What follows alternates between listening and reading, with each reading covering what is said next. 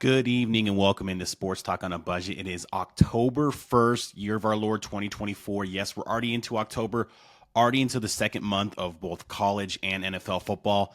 Season's going by quick. Hopefully it slows down because this is my favorite time of year, not just fall, but football. Favorite time of year is football season and fall season as well. Before I get into the show, I want to just kind of give you a disclaimer, of course. If you prefer the video podcast, please like and subscribe right down here to the show on YouTube under Sports Talk on a Budget. Leave a comment if you'd like. If you'd like the show, leave a comment. But please like and subscribe right down here on YouTube if you like the video version. Audio version, you can find it on places like Spotify, Apple Podcasts, Amazon Music, basically wherever you like to get your podcast. Sports Talk on a Budget, search for it there. Like, subscribe, comment to the show on there as well. But pretty big show for you today. As we know, we're into October, as I said already. Second month of the football season. Let's go ahead and look at our topics. Topic's going to be mainly in football, but we'll have, of course, since it's October, we'll have a baseball topic because October baseball, playoff baseball, best time of year, one of the best postseasons out there is October baseball. So I will get to that. But first topic, I'm going to go ahead kind of at the quarter point of the season in the NFL. There's not really a quarter since there's 17 games. So you can't break it down into 4 quarters, unfortunately. But pretty much at the quarter points, I'm going to give you my top 10 power rankings in the NFL. Then we're going to move to college football, talk about some of the biggest topics in college football right now. Alabama, what a win on Saturday night against Georgia. Ole Miss gets upset by Kentucky. Just some of the biggest topics. And I'm going to give you my top 5 Heisman contenders after the first month of college football play. Then we'll move to Major League Baseball. Going to give you my picks from the championship series on. Can't really do the wild card since there's already been 3 games played. 2 were already finished. Both upsets. We'll get into that a little bit when I get to the MLB part. And then my 4th topic of the day, I will end the show as I always do with my Week 6. Yes, we're in Week 6 already. College football picks and my Week 5 NFL picks. Let's go ahead and dive into the show. So as I mentioned, first topic is going to be in the NFL. I'm going to give you my top 10 power rankings in the NFL as we stand. This is a snapshot of what I currently think the best 10 teams are in the NFL. A little bit looking forward as well, but mostly a snapshot of what is going on right now. And with that being said, that is the reason I have as my number 1 team in the power rankings, the Minnesota Vikings. The Minnesota Vikings are a 4-0 team. They're one of only 2 4-0 teams left in the NFL right now, so a lot of parity and a lot of just kind of mediocrity a little bit as well in the NFL, but Minnesota's looked awesome. Sam Darnold has looked like he's resurrected his career under Kevin O'Connell and that Minnesota team. You know they have weapons outside, whether it be Jefferson. They just got Addison back. They're going to get TJ Hawkinson back here in a couple weeks, I believe. Aaron Jones is playing great at the running back position. But what's not really getting mentioned too much about this Minnesota team is what Brian Flores is doing with that defense. That defense is playing really good football now. Jordan Love did have a great second half against them, but other than that, they shut down C.J. Stroud and the Texans. They shut down that 49ers offense in week 2. So they've looked really good on both sides of the ball, and that's why I have the Minnesota Vikings as my number 1 team in the power rankings. And number 2 will go to the other 4-0 team, and that is the 2-time defending champions, the Kansas City Chiefs. Now, the Kansas City Chiefs are still waiting on word for Rashee Rice. They thought it was a torn ACL, but since time has gone on, maybe that's not the case anymore. But either way, they're banged up. Pacheco out. Their rookie left tackle has been underwhelming so far. Rashee Rice, if he didn't tear his ACL, he's still gonna be. He's still going to probably miss some time. Hollywood Brown hasn't played a snap. He got hurt in the preseason. It doesn't look like he's going to play at all this season for the Kansas City Chiefs. So this is a team that's really banged up. And this is really going to test the fortitude of that team because we saw what they did last year with the subpar offense and subpar receiving threats. Still kind of sputtered throughout the regular season, but turned it on in the playoffs and, of course, won the Super Bowl over the 49ers. So can they do that again? Because they're probably going to have to.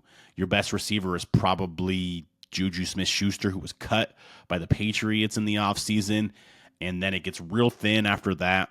Travis Kelce had his best game of the year so far last week against the Chargers, but he still doesn't look like the old Travis Kelce, and it's kind of a shell of his former self, and you could probably wonder if he's saving his best games for the postseason, which it looked like he did last year. So They're 4-0, and that's all that matters, but there's a lot of question marks for this team.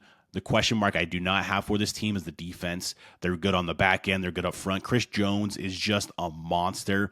And now that Aaron Donald has retired, Chris Jones is unequivocally the best defensive lineman in the league. And you could argue that maybe the last 2 years of Aaron Donald's career, Chris Jones was still that guy. So either way, their defense is going to be fine. Offense is going to be interesting. Mahomes has had a rough start, hasn't really played very well in any of the games, but they're 4-0. That's all that matters. At number 3, I have the team that won last night, the Detroit Lions. Now, I'm concerned about the Detroit Lions defense, especially in the back end in their secondary. First-round pick Terrion Arnold out of Alabama really struggled last night, and Carlton Davis struggled as well, their big pickup from the Tampa Bay Buccaneers this offseason. But what you can't deny about this Detroit Lions team is that offense. Jared Goff was 18 of 18 last night for almost 300 yards, so he had a perfect game, basically. They have a two-headed running back duo, the best in the league, in my opinion, in Jahmyr Gibbs and David Montgomery. You have good wide receivers. Amon-Ra St. Brown is established as a stud and one of the top 5 receivers, in my opinion, in the league. And Jameson Williams is coming into his own on this offense, and he is your deep threat, your big play guy. If he can continue to come into his own, this offense is really scary. Sam Laporta at tight end is also a solid player as well. So that's why I had the Lions as my number 3 team. Need to fix the issues in the secondary on defense, but still love what they can do on offense. Best offensive line in the league, in my opinion. The Detroit Lions are my number 3 team in the power rankings. At number 4, I'm going to go to the Houston Texans. And the Houston Texans did not look great 2 weeks ago against the Vikings. Kind of struggled this past week against a winless Jaguars team, but they're 3-1. They probably play in one of the weakest divisions in football right now with how the Jaguars, Titans, and Colts look right now. So they could probably win that division going away. But C.J. Stroud is looking every bit of what we thought he was last year when he had a phenomenal rookie season. Nico Collins is looking like one of the best wide receivers in the league as well. Once they get Joe Mixon back, I really like this team. The defense does need to get better, especially on the back end. They can get after the passer with Danielle Hunter and Will Anderson, the second-year defensive end out of Alabama. But the secondary, just like the Lions, is kind of my biggest question mark for them. They let Trevor Lawrence, who's been struggling all year, kind of throw the ball on them a lot. So that is a question mark there, but still, my number 4 spot, I have the Houston Texans. And then rounding out the top 5, I have the Baltimore Ravens. Yes, I know the Baltimore Ravens are only 2-2 and lost at home to the Raiders, but what they did Sunday night, that is the ceiling of this team. And when they play like they did on Sunday night, I don't even know if anybody in the league, including the Chiefs, would beat them. They're finally utilizing Derrick Henry like I was hoping they would utilize him. And he has become the workhorse back for them. And when you have him and you have Lamar Jackson both threatening you in the pocket, throwing the ball, and with his legs being the most dynamic quarterback runner of all time, even including Michael Vick, it's going to be tough for defenses to game plan for that, and that's going to be tough. And it's Baltimore. I don't care if it's Rex Ryan, if it's Mike McDonald, who was the defensive coordinator there last year. I don't care, Wink Martindale. I don't care who's the defensive coordinator for this Baltimore Ravens organization. They play defense, and their defense looked great on Sunday night against the Bills. So that's why I have the Ravens at my number 5 spot. At number 6, we're going to go with the team that they beat on Sunday night, and that's the Buffalo Bills. Not selling my stock on the Buffalo Bills. I was low on them to start the season. After those first 3 games, I was pretty high on them. Not selling my stock yet. Josh Allen was the MVP going into that game, but it's a 17-game season, not a 3-game season, so we'll see what happens there. But still love what they do on offense with James Cook. They're a balanced offense. They need to kind of find their number 1 wide receiver. Is it going to be Khalil Shakir? Is it going to be Keon Coleman? Or is it going to be one of the tight ends in Kincaid or Knox? Their defense got a little bit exposed in the running game against the Baltimore Ravens, but not many teams are going to be able to run on you or have a kind of rushing attack like the Baltimore Ravens do, so that could be kind of an outlier there. But either way, number 6, I have the Buffalo Bills at number 6 in my power rankings. At number 7, I'm going with the Tampa Bay Buccaneers. And I know they lost 2 weeks ago at home to the Broncos, but what they did in week 1 against the Commanders continues to look good. They went on the road and beat my number 3 team in the Detroit Lions in Detroit. And then this past week, they win dominating at home against the Philadelphia Eagles. Now, the Eagles have a lot of issues. That's a conversation for another day and another topic. But this Buccaneers team, Baker Mayfield's playing really well. They still have studs at wide receiver. Mike Evans is still that guy. Chris Godwin is still that guy. Rachaad White's not a bad running back out of the backfield, and they have veteran leadership on the defensive side. Is there probably a ceiling to this team? Sure, but they're still a really good team, and when Baker Mayfield is playing the way he has for most of the season, they're a dangerous team. So my number 7 team is going to be the Tampa Bay Buccaneers. At number 8, I have the San Francisco 49ers. And yes, I know they're 2-2 as well. They've dealt with a ton of injuries. Debo and Kittle look to be back, although Debo seems to be questionable going into this weekend. McCaffrey, we still don't know, but Jordan Mason has filled in really well on the running game there. You know their defense is going to play stout. Brock Purdy has gotten better. That's all there. Brock Purdy's gotten better. And he was really good last year. He's better this year. He's distributing the ball, whether it's Debo, Kittle, Ayuk. Juwan Jennings had a huge game 2 weeks ago against the Rams. Mason out of the backfield. Brock Purdy has gotten better. He's commanding this offense, and this is still a dangerous team in the 49ers. So that's why I have them at the number 8 spot, even at a 2-2 record. At the number 9 spots, and maybe the biggest surprise so far in the season outside of Minnesota, that is the Washington Commanders. And Jaden Daniels is playing outside of his mind. He is completing over 85% of his passes right now in the season. That is mind-blowing for a rookie. Terry McLaurin is looking like the number 1 receiver everybody thought he could be, but just needed a quarterback. They're running the ball really well with Brian Robinson, and even when Austin Eckler is healthy, they're running the ball well. Their defense is not great. Their defense is very susceptible. You can throw and run on their defense, so that is going to be a question mark. But this offense under Jaden Daniels looks really good, and I really like this team, and I think they're definitely a threat, if not maybe a real threat to win that NFC East. What's going on in Dallas and Philadelphia. So watch out for this Commanders team. They're just getting better and better, and Jaden Daniels is looking better and better each week. And then at number 10, I have the Pittsburgh Steelers. They just took their first loss this past Sunday in Indianapolis. Justin Fields looks to be the quarterback. It's not about the offense. It never is about the offense with the Pittsburgh Steelers. This defense, under probably the best defensive player in the league, and T.J. Watt, is dominance. They're dominant. They're the major reason they were 3-0 going into that game against Indianapolis. Major reason why they're going to be a playoff contender and why they're a playoff contender year in and year out. This defense is really good. So that's why I have the Steelers as my number 10 team in my power rankings. Let me go ahead and list my teams again. At 1, I have the Vikings. 2, I have the Chiefs. 3, I have the Lions. 4, I have the Texans. 5, I have the Ravens. 6, I have the Bills. 7, I have the Buccaneers. 8, I have the 49ers. 9, I have the Commanders. And 10, I have the Steelers. So that is my top 10 power rankings in the NFL. Let's go ahead and stay in football, but we're going to move to college football and talk about some of just the biggest topics from this past weekend. And to me, the biggest takeaway and topics I have right now in college football is the question everybody was asking coming into the season. Is Alabama going to take a step back? Are they going to be just as good under Kalen Deboer as they were under Nick Saban? And early, obviously very early, only 6 weeks into the season, his first season, but they look good. They look just as good as they were under Nick Saban.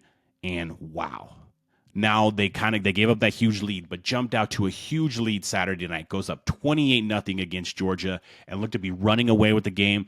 Took their foot off the gas a little bit. That's not something Saban would do. Saban is a lot like Belichick, where they're going to step on your throat and put you out of your misery. Kalen Deboer is just not that guy. It's not his personality. But either way, Jalen Milroe got better as the season went on last year. He's even better now, and he looks like he could be a first or second round pick in the NFL draft. He kind of looks like a better version of Jalen Hurts at that stage of his career. Faster than Jalen Hurts, a lot faster than Jalen Hurts. Maybe a thicker, shorter version of Jaden Daniels might be a better characterization of Jalen Milroe. But either way, Kalen Deboer is making Jalen Milroe and is probably going to end up having him as a top first or second round pick. Ryan Williams, the freshman, 17-year-old. I know we all know he's 17 now. That catch and run to take the lead late in the fourth quarter for Alabama by Ryan Williams is one of the best plays I have ever seen. That little jump, jump back, spin, pirouette, and then boom, turn on the Jets. One of the best plays I've ever seen, and it was done by a freshman in college football. That is unbelievable. But either way, this Alabama team, they look just as good as they did. They're not going anywhere. This program's not going anywhere. They're number 2 right now in the recruiting rankings, according to 24/7 Sports, and they could get to number 1 if they end up signing some big guys down the stretch. So this Alabama program and team is not going anywhere. Kalen Deboer is one hell of a coach, and you can ask this question. Now, he doesn't have a national championship like Kirby Smart or Dabo Swinney, but as we're sitting here today, is Kalen Deboer the best coach in college football? It's a question. It's definitely a debate. I would probably still say Kirby Smart's the best because of his current track record, but Kalen Deboer is right there, and they're going to be a scary program and a scary team. Alabama is going absolutely nowhere under Kalen Deboer. Georgia will be fine, but their schedule's tough. They play Texas in 3 weeks. They go to Ole Miss. Tennessee comes to them. So it's going to be tough for Georgia. Wouldn't be surprised if there's another loss on their schedule, maybe even 2. They got some issues there. Carson Beck struggled in the first half, was better in the second half, wasn't great at all during the game. I don't think he was great at all during the game. Threw some 50-50 balls and had some guys running wide open downfield in the second half. Threw some brutal interceptions and had that fumble that was huge in that moment as well. So he's kind of a question mark going forward. I would probably have him as the 3rd or 4th best quarterback prospect at this time. But either way, back to my original kind of judgment there. Alabama's going nowhere. This program is here to stay, and Kalen Deboer is one hell of a coach. Another question that we got from this past weekend and just currently, the Big 12 is wide open. Colorado went down and absolutely hammered UCF on Saturday. Utah loses on Saturday night, and obviously they're just not the same team without Cam Rising, and who knows what the status of Cam Rising is. He's kind of held that program hostage for the last 2 years with his injuries, and the way that Whittingham and the program plays the whole mind games, he's in uniform, he's warming up, and then he doesn't play, and he stays in uniform for the whole game. I'm over it. I'm done. Utah lost. I kind of hope they lose a couple more times because I'm done with that whole kind of charade that they do there. So they're not the team we thought they would be. Kansas State bounces back, hammers Oklahoma State. Oklahoma State's not the team I thought they would be when I chose them to win the Big 12. BYU is undefeated in conference. Colorado's undefeated in conference. Iowa State's undefeated in conference. Texas Tech's undefeated in conference. Wide open league. I still think Kansas State and Iowa State are probably the favorites at this point until Cam Rising or whatever happens in Utah is decided. But it's wide. If it's wide open, you can kind of probably sell me on any one and any like 6 or 7 of those teams in the Big 12 winning the Big 12. And that's crazy. It's going to be, I think it's clear at this point, the Big 12 will be a one-bid league in the playoff because they don't really have 2 teams up there at the top and they don't have an undefeated team. Utah was kind of that team holding and carrying their water at this point. They've fallen off and it's their way back now. So they'll be a one-bid league, but it'll be fun down the stretch to watch this conference and who ends up winning this conference. And Colorado is in it. And, you know, a lot of people are not going to want to hear that. I don't know if I want to hear that, to be honest with you, but Colorado is in it, and they could definitely win this conference. I don't think they will, but they're definitely a player, especially after the win that they had on the road in UCF. UCF maybe still be in it, but a lot of question marks there for them as well. And then before I move to the MLB topic, I'm going to go ahead and list my top 5 Heisman contenders in college football right now. At number 1, I think you have to have Jalen Milroe. 10 passing touchdowns, 8 rushing touchdowns. Had the best game on the biggest stage, that stage Saturday night against Georgia. So Jalen Milroe is my number 1 Heisman contender at this point. Number 2, I have Cam Ward. Now, Cam Ward kind of struggled Friday night against Virginia Tech, and they probably should have taken a loss. What a crazy ending and call there, but we won't get into that too much. But Cam Ward already has 18 touchdown passes on the season and has rushing touchdowns and rushing yards that go along with that. 1,700 passing yards already. So Cam Ward is already having a great season, and if they can kind of keep going, they go on the road to Cal this week and play a late night game, so that might be difficult. But their schedule is very favorable. This Miami team should be a playoff team if they play to their potential. At number 3, I have Ashton Genty. Ashton Genty already has 845 yards rushing, the running back from Boise State, and 13 touchdowns. There's a chance that he goes over 1,000 by the end of this weekend. So Ashton Genty is the best running back in college football, having a great year. So that's why I have him at my number 3 Heisman contender. At number 4, I have Travis Hunter. Travis Hunter is not only the best wide receiver on the Colorado Buffaloes, he's the best defensive player. 2 interceptions, 6 receiving touchdowns. He's not just a gadget guy in offense. Like I said, he is their best wide receiver. He's probably the best all-around football player in college football. So that's why I have him as the number 4 Heisman contender. And then number 5, I had a little bit of fun with this. Give me Blake Horvath, the quarterback from Navy. Yes, you heard that right, Navy. Navy and Army are 4-0 for the first time in like 60 years, 70 years at this point. I think it was from like the 1950s or early 1960s. 7 passing touchdowns, which just not happen for service academies. 8 rushing touchdowns, a ton of yards on the ground, 4-0 team. He's probably not going to sniff New York with the Heisman Trophy, but I wanted to have a little bit of fun there. So my number 5 Heisman contender is Blake Horvath, the quarterback from Navy. And now let's go ahead and move to Major League Baseball. So there's already games been played today, and that kind of would sway my wild card decision. So what I'm going to do here, I'm going to kind of make this a little bit short and sweet a little bit. I'm going to pick from the Championship Series on and my World Series picks.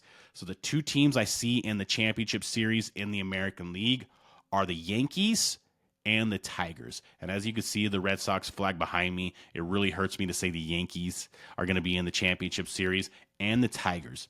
The Tigers beat the Astros today 3-1 in Houston. They're a really hot team, really hot down the stretch to get into the playoffs. A lot of times that went, especially recently, wild card teams have won and made runs, and they were hot to end the season. They stayed hot today. I think they beat the Astros and win the wild card series. They would have to go. They're not the lowest seed, so no, they would have to go to, I believe, the Guardians the next round because I have the Royals beating. I think the Royals will beat the Orioles, and they already beat them in Game 1 today as well. So both lower seeds in the American League won their first round playoff game. The Royals and the Tigers did, but the Yankees and the Tigers I have in the American League Championship Series, and then unfortunately, this pains me to say, but I have the Yankees beating the Tigers and moving on to the World Series. And then in the National League, I know this is going to be chalk, but I have the Phillies and the Dodgers. The Phillies, I think, are the best all-around team in baseball right now. They have really good hitting, really good pitching. They're battle-tested. They were in the World Series a couple years ago. They were in the playoffs last year. So this is a team that has been there and done that and played in a lot of big games. They're going to be really good. And then, of course, the Dodgers. The Dodgers have some question marks at pitching. And if they can get contribution from Mookie Betts and Freddie Freeman, who have struggled in the playoffs for them recently, that will really bode well. We'll see what we get out of Ohtani in his first playoff appearances, but just a lot of firepower on the offensive side, I think will overwhelm the teams in the first couple of rounds. So give me the Dodgers to get to the National League Championship Series. In this series, I like the Phillies. Like I said, I think the Phillies are the best all-around team in baseball, battle-tested with the experience they've had over the last couple of years. Their offense is great. Their pitching is great. Give me the Phillies to march on and get to the World Series. And then we would have a rematch of the 2009 World Series where the Yankees beat the Phillies for their last World Series championship in the World Series, Yankees versus Phillies. In this one, I have a different outcome. I have the Philadelphia Phillies winning the World Series and getting their first World Series championship since 2008. So the Philadelphia Phillies are your World Series champion, in my opinion. Obviously, it's a lot of baseball to be played. I could be totally wrong, but I like this Phillies team, like I've said multiple times already, the best all-around team, in my opinion. And we'll go ahead and finish my show with my Week 6 college football picks and my Week 5 NFL picks. Now, not the greatest slate of games this weekend in college football, but usually when that's the case, it ends up being an epic weekend. So still plenty of great games to watch. There could be some upset alerts. So definitely I will still be on my couch watching multiple games at a time for college football because it always delivers, it seems like. First pick is going to be actually a Friday night game, and I have Syracuse at number 25 UNLV. Yes, you heard that right. Number 25 UNLV. UNLV is currently a 5.5-point favorite in this game. Now, we know about the controversy last week with UNLV. Their quarterback at the time, Matt Sluka, decided to redshirt, and he's probably going to enter the transfer portal. There was issues with NIL. He wasn't getting, supposedly, the money he was promised. Doesn't matter. They looked better last week. They absolutely hammered Fresno State last week, and their quarterback looked better than Matt Sluka, who was more of kind of a running back at quarterback. 5.5-point favorites in Vegas. Give me UNLV to win and cover. UNLV -5.5 is a play there for me. And then we have number 9, Missouri, and number 25, Texas A&M. And this is probably the biggest or best game of the weekend, at least on paper. Texas A&M is a 2-point favorite in this game. Now, Missouri has struggled out the gate. They struggled against Boston College. They had to go to overtime to beat Vanderbilt a couple weeks ago. Texas A&M struggled a little bit, but that was a good Arkansas team, neutral site. That's, I think, is a good win. They hammered Florida a couple weeks back, struggled at home a couple weeks ago against Bowling Green. They found their quarterback, it looks like, right now in Marcel Reed instead of Connor Wegman. Give me A&M to win this game, and I think they cover as well, so A&M -2 is the pick for me here. Then we'll move over to the ACC, and we have SMU fresh off of just hammering Florida State last week against number 22 Louisville, who comes off of a road loss against Notre Dame. Louisville is a 7-point favorite in this game. Too much points. Too many points. Louisville, do they bounce back from that loss against Notre Dame? I think they'll play better, and they could definitely win this game. But I think SMU covers, so give me SMU +7. Rhett Lashley and this offense finally found their quarterback. They look really good. They're playing better and better each week under this young quarterback. So I think they go in there and cover. Like I said, SMU +7 is the pick for me today. And then at number 4, another kind of underrated good game as well. We have number 12 Ole Miss, fresh off their home loss to Kentucky and their first loss of the season, going to South Carolina. And South Carolina probably should have won 3 weeks ago against LSU. They're looking like an improved team this year. I really like what Lenore Sellers is doing at quarterback. Now, he was banged up in the LSU game, but came back the next week. 9 points is a lot. We'll see how Ole Miss responds to that loss at home, coming off that loss at home against Kentucky. But I think 9 points is too much on the road. South Carolina, tough place to play. Give me South Carolina to cover, and I wouldn't be shocked if they won this game outright. South Carolina +9 is the play for me there. And then my final pick of the weekend is going to be number 10 Michigan at Washington, a rematch of last year's national title game. And Washington is actually a 2.5-point favorite, even though they're a 2-loss team. They're a 2.5-point favorite. Now, if you've watched Michigan the last couple of weeks, and unfortunately I watched them 2 weeks ago because they were playing my USC Trojans and barely won that game, but what you've seen out of Michigan is an extremely limited offensive team. They're going to run the ball. They're going to run the ball. They're going to run the ball. That's all they're going to do. Alex Georgie, their quarterback, who they brought in 2 weeks ago against USC, is not a good thrower of the football and cannot throw the ball consistently, and they don't threaten any defense throwing the ball. So they're going to run the ball and run it and run it and run it and run it. But the difference between that game 2 weeks ago against USC, where USC thought they were going to do that, but couldn't exactly game plan just for that until halfway through the game. And that's why in the second half, they held them to 9 yards total until that last drive where Mullings just kind of willed Michigan to a win there. Michigan's offense the last 2 weeks is on tape for Washington. And they almost lost last week against Minnesota when Minnesota came back, scored 2 touchdowns on short fields of less than 30 yards when on a blocked punt and a turnover by Minnesota.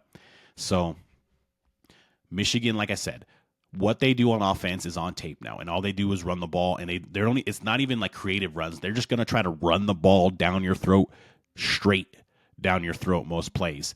Washington's defensive front is good. They're not great. They're good, held up pretty well against a decent run game in Rutgers. Different animal here, but the reason why I keep kind of going into this a little bit with the run game for Michigan, I think teams are going to load the box and dare Alex Orji to throw, maybe have 9 guys in the box and have 2 on the outside covering the tight ends and wide receivers.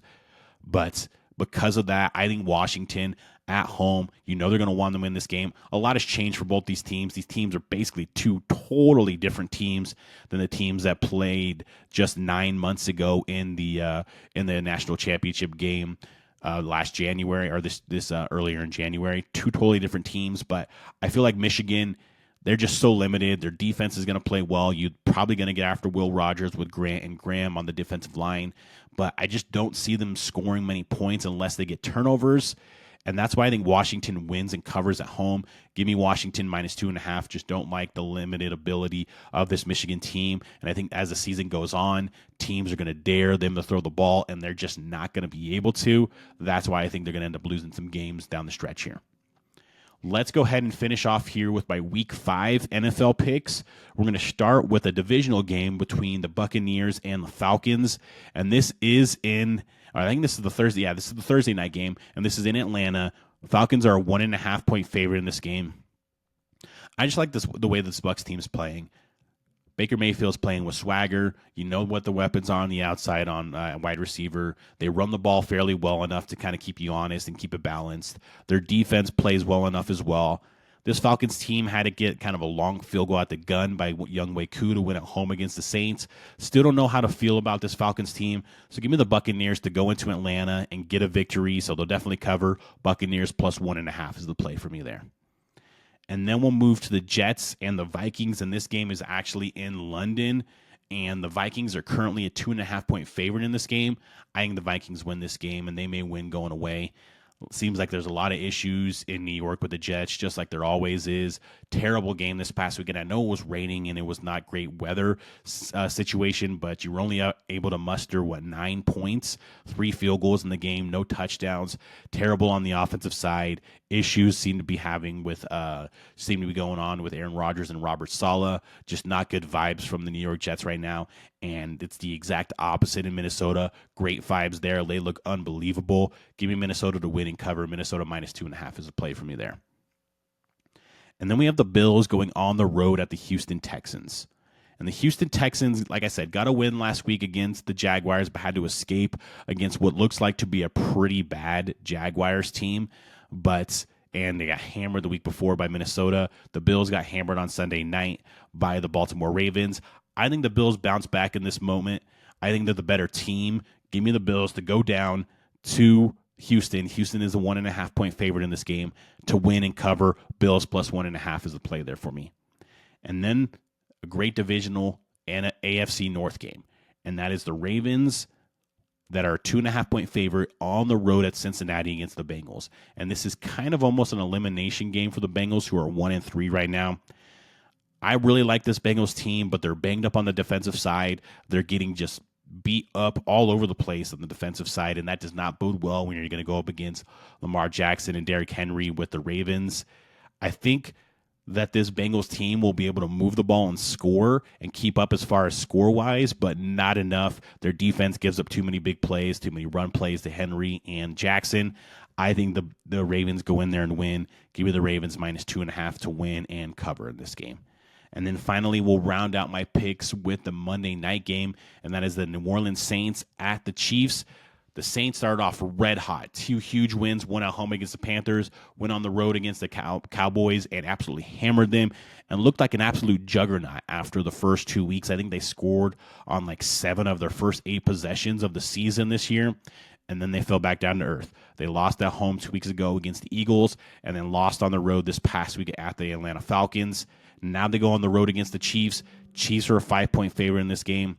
Listen, I have no rhyme or reason to like the Chiefs -5 other than I trust Andy Reid and Mahomes to grind out another victory, and I think they actually cover at home. So give me the Chiefs -5 in this game to win and cover. Like I said, no real rhyme or reason other than the coach and quarterback situation and the fact that they just find ways to win even when they don't play their best game. So that has been my show today. Thank you for always watching and listening. Of course, this is Sports Talk on a Budget. If you like the video version, please like and subscribe right down here. Leave a comment. Give me your best picks of the weekend. I'd love to see that as well. And then the audio version, of course, is available on places like Spotify, Apple Podcasts, Amazon Music, or basically wherever you get your podcasts. But thank you again for watching and listening, and have a great day.